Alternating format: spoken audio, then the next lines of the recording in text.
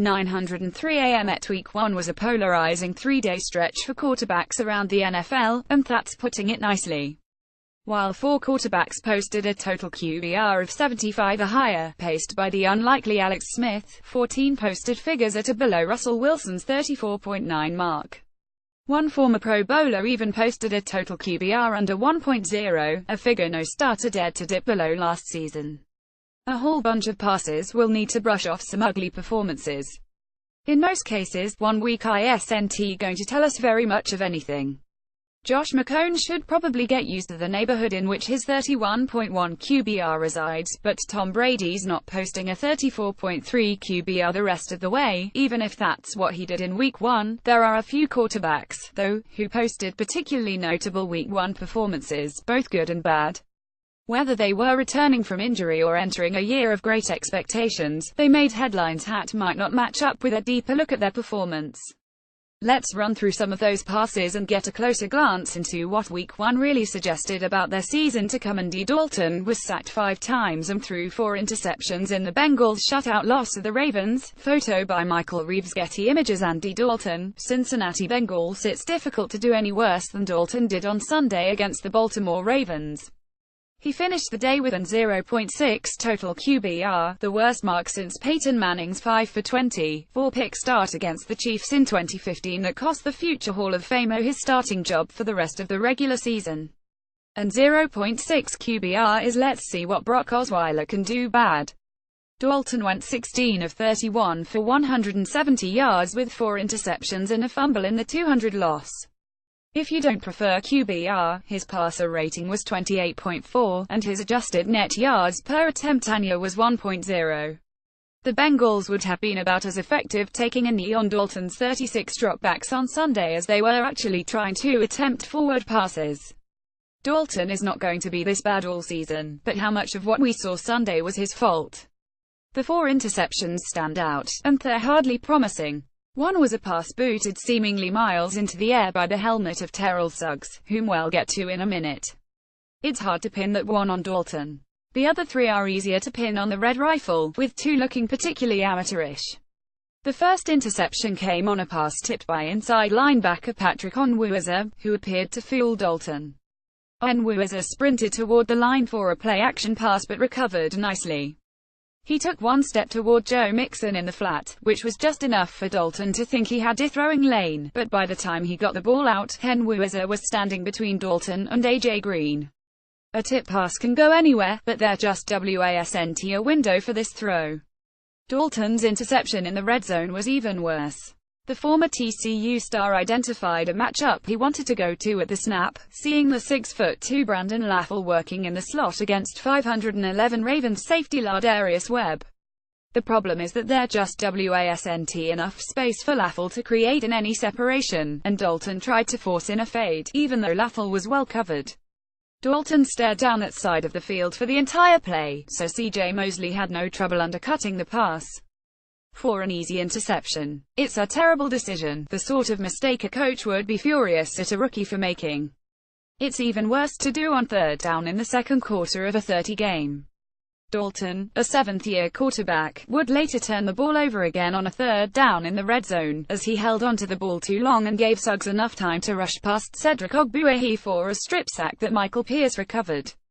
Again, this is a mistake you only typically see from inexperienced quarterbacks. Either Dalton's internal clock should be telling him the ball needs to get out, or he needs to feel the pressure from Suggs and get to safety. In the worst case, he needs to tuck the ball, accept the sack and settle for 3 points.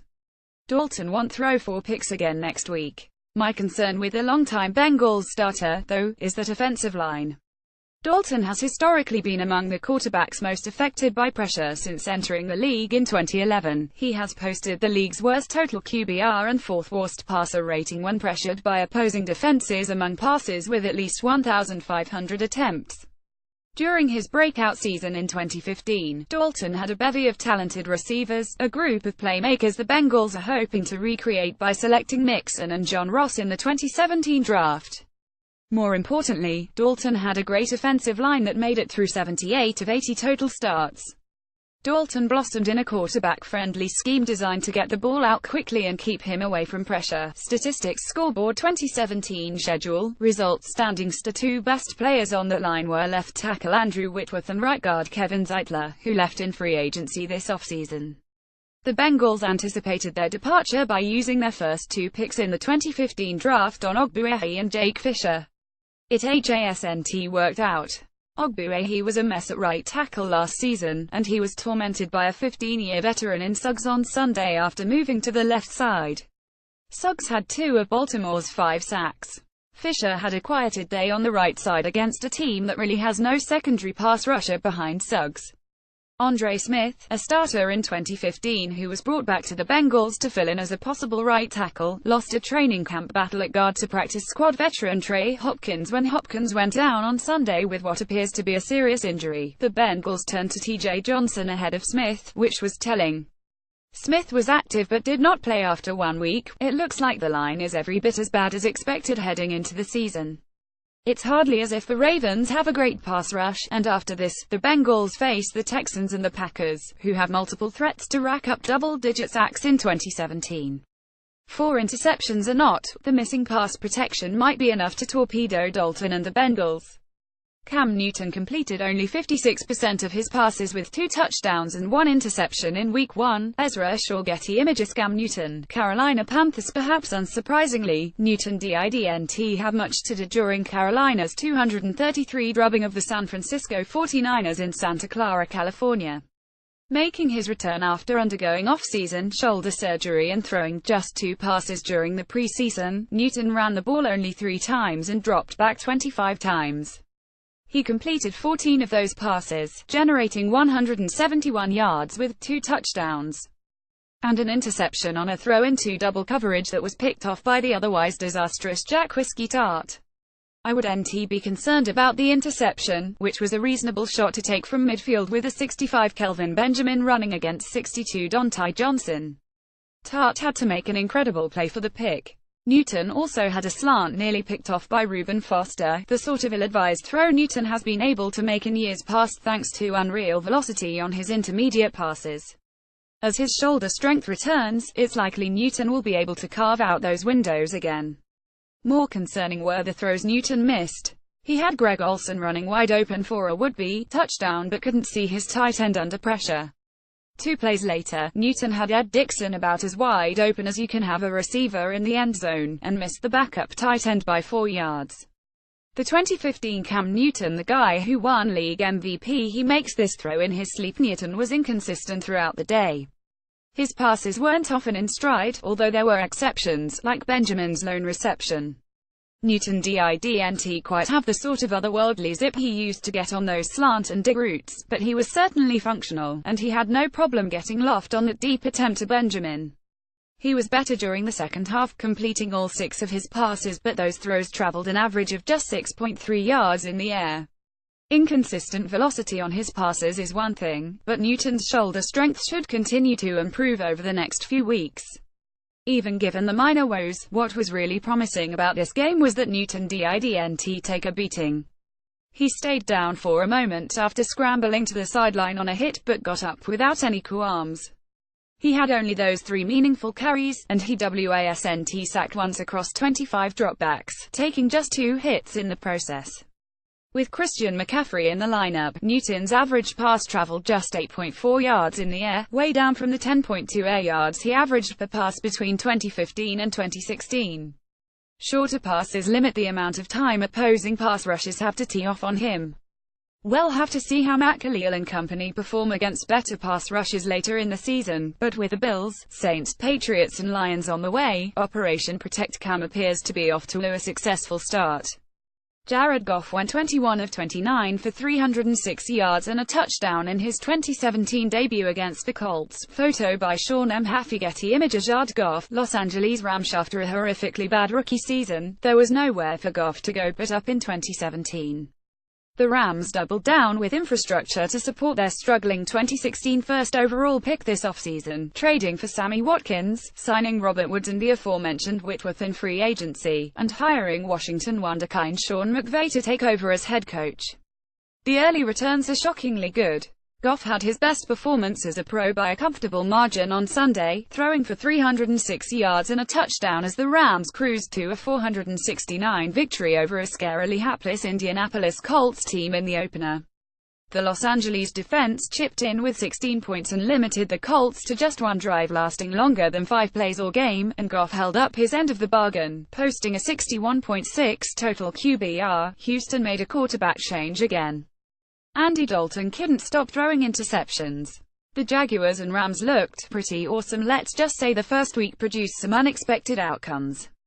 The Bengals had plenty of things to worry about going into the season opener, but quarterback Andy Dalton wasn't supposed to be one of them.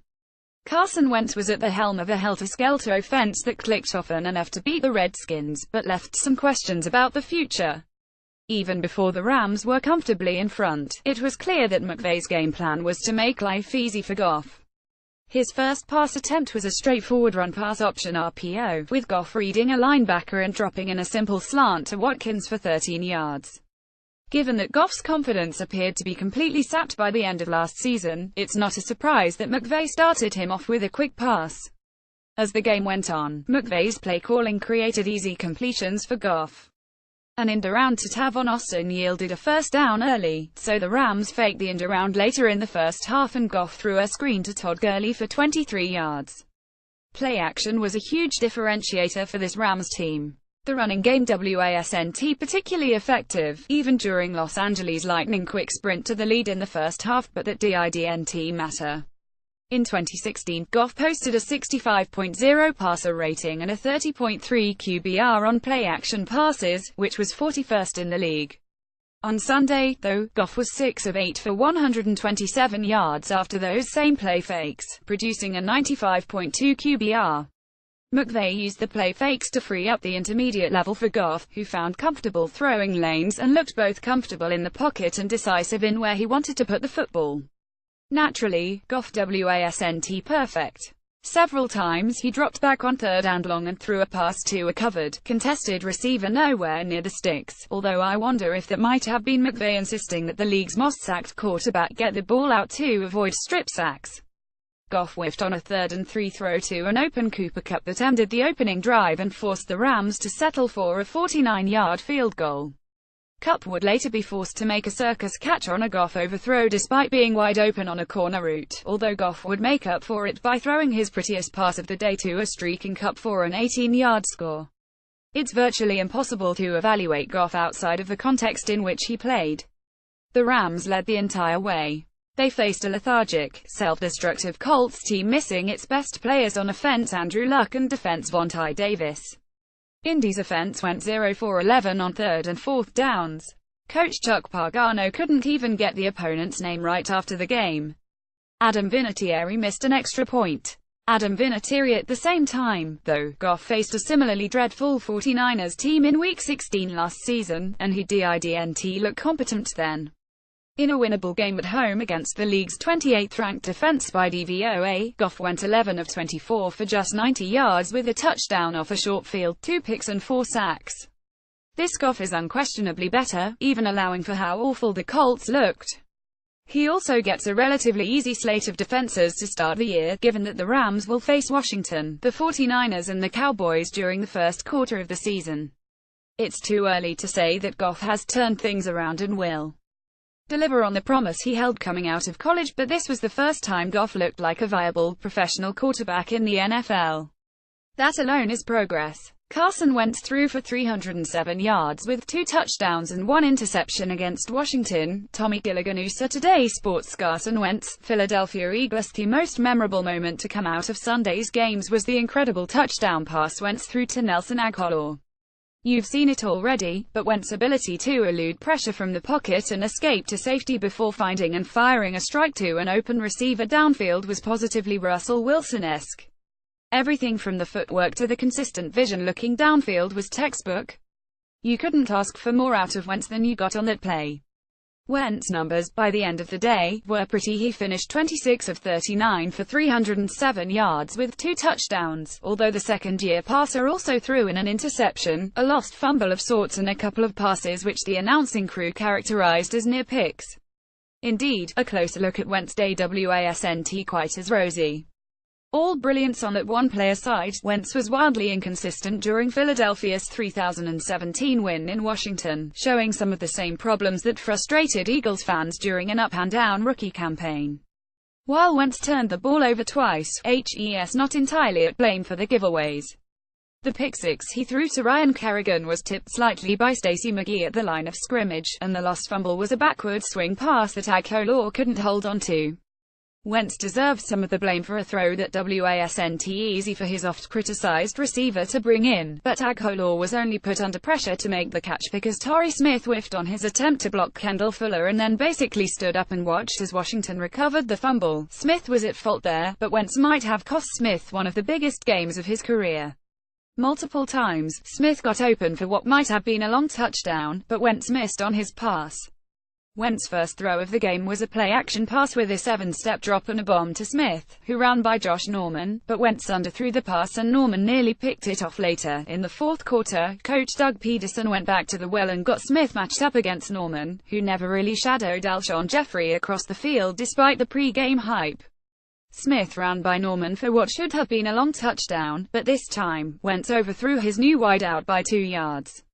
In between, Wentz left another would-be touchdown on the field with a poor pass, this time to Agholor.